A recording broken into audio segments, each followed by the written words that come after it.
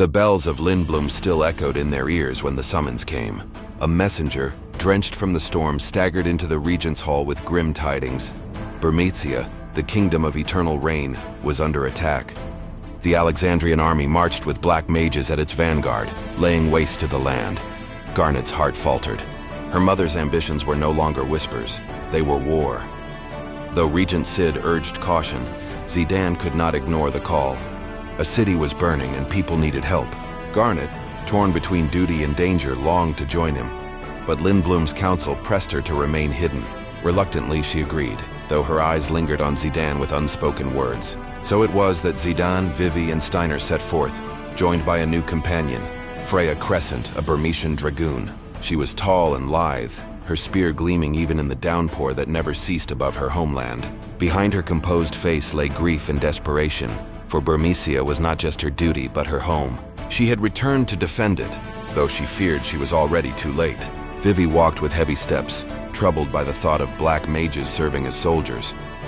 Were they truly alive? Did they feel fear, pain, or longing as he did? His questions grew sharper with every rumor they heard. Zidane noticed his silence but did not press, instead standing close as if to share the burden. The sky darkened and the air grew heavy, each drop a warning. When they arrived, the sight shattered their hearts. The proud city, built upon arches and bridges, was engulfed in flames, its streets drowned in storm and sorrow. Black mages marched in eerie formation, their spells igniting homes and shattering stone. Alexandrian soldiers pressed forward, ruthless and unyielding.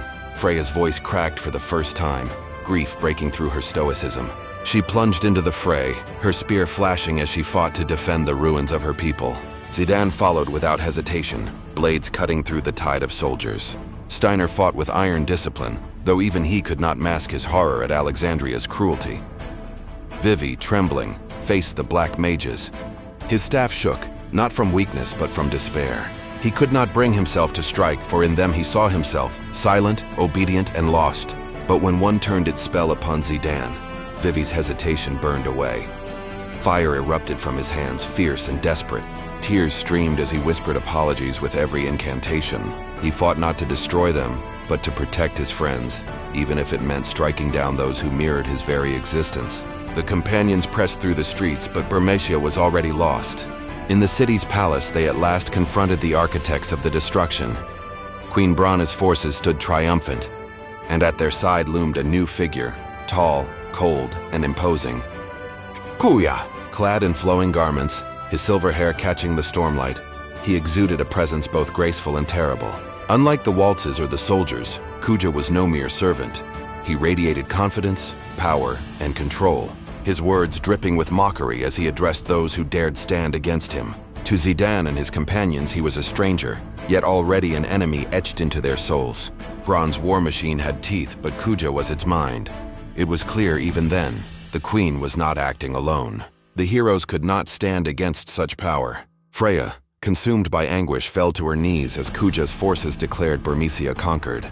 Zidane pulled her back, reminding her that survival was not surrender, that their fight had only begun. With the city burning around them, they retreated into the night, hearts heavy with grief. As they fled, Vivi's tears mingled with the endless rain. Questions clawed at him. Why were the mages serving Brana? Were they made like him, or were they merely hollow shells? If they could be created, what did that make him? A person or just another weapon? Zidane placed a steady hand on his shoulder. Steiner marched in silence, his faith in Alexandria shattered. The queen he had sworn to serve had become a monster, yet his oath to Garnet remained his anchor. She was the true ruler he would protect, even if it meant turning against his kingdom. Freya wept openly as the rain poured down. She had returned home to save it, only to watch it fall. But through her grief, a fire ignited. She swore vengeance, not only for her people but for every life stolen by the queen's ambition. And Zidane, though he carried no crown, no legacy, felt the weight of leadership pressing upon him. He had drawn this band together not by command but by heart, and now their path was bound to the fate of kingdoms. He looked to the horizon, where lightning split the sky, and knew this was only the beginning. Bermecia had fallen, but their resolve had not. In the storm's shadow, the seeds of rebellion were sown.